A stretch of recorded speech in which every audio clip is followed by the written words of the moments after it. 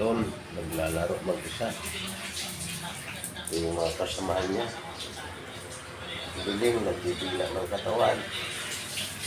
Yan. Si Imported at saka si Bus Tiger. Si Itim.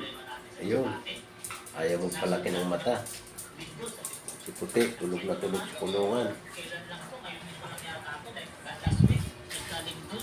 Itong isa, si Star Witness,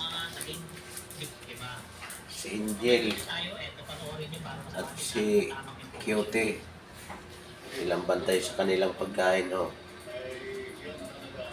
Lahat ito ay kanilang pagkain to. Binantay ng dalawa. Sa may bintana yung isa sampuan.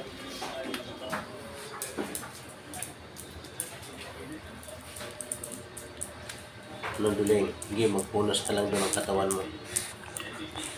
Dilaan mo lang na dilaan.